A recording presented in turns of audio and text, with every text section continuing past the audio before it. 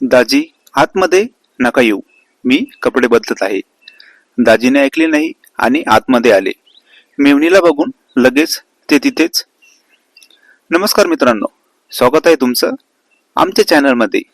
तुम्ही जर अजून आमचं चॅनल सबस्क्राईब केलं नसेल तर प्लीज चॅनलला सबस्क्राईब नक्की करा. सासूरवाडीला जावई गेला आणि मेव्हणीला बघून तो तर बघतच राहिला. मेव्हणी तिच्या खोलीत होती आणि अचानक त्याने दार उघडले. मेव्हणी त्याला म्हणाली, मी कपडे बदलत आहे, तुम्ही आत नका येऊ. सागर आणि त्याची बायको मोहिनी हे दोघे बाहेर गावी निघाले होते. त्यांना 2-3 दिवस सुट्टी होती. दोघे पण प्रायव्हेट नोकरीवर होते. सुट्टी असल्याने दोघे 2 दिवसासाठी बाहेरगावी फिरायला निघाले. पहिल्या दिवशी फिरून झाल्यावर सागरची बायको मोहिनी त्याला म्हणाली, आपण माझ्या घरी जाऊन येऊ, कारण तिथून जवळच मोहिनीचे माहेर होते. सागर आता मोहिनी सोबत त्याच्या सासूरवाडीला आला.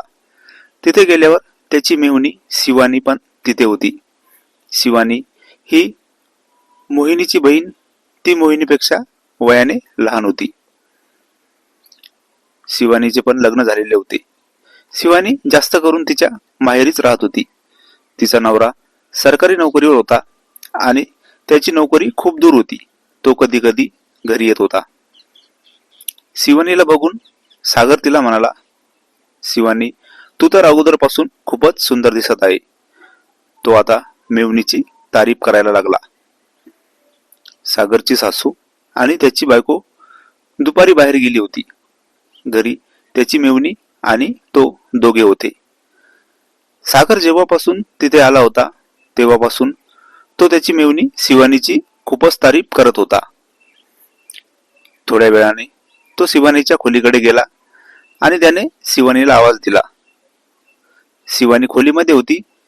सागर खोलीमध्ये जात होता तेव्हा शिवानीने त्याला आवाज दिला आणि ती म्हणाली, दाजी बाहेरच थांबा थोडं. सागर काही न ऐकता आतमध्ये निघाला. शिवानी परत त्याला म्हणाली, दाजी आतमध्ये नका येऊ, मी कपडे बदलत आहे, बाहेरच थांबा. 2 वेळा सांगून पण सागर खोलीमध्ये आला आणि तो समोर बघतो तर त्याने शिवानीला बघितले आणि बघतच राहिला. शिवानीला कपडे बदलताना त्याने बघितले होते आणि तो आता शिवानीकडे बघून तिला असं काही बोलला होता की शिवानी आता सागरवर नाराज झाली होती. ती बाहेर आली आणि सागरवर थोडी रागावली. तिला सागरची असं खोलीत येणं योग्य वाटलं नाही आणि सागर जाणून बुजून खोलीमध्ये आला हे पण तिला समजलं आणि ती सागरला म्हणाली, दाजी हे तुमचं बरोबर नाही. तेव्हापासून शिवानी सागरला बोलली नव्हती. नंतर सागरने तिची माफी मागितली तरी पण शिवानीने त्याच्यासोबत बोलणं थोडं कमीच ठेवलं होतं. ही कथा पूर्णपणे काल्पनिक असून वास्तविक जीवनाशी काहीही संबंध नाही. ही कथा फक्त मनोरंजनासाठी आहे.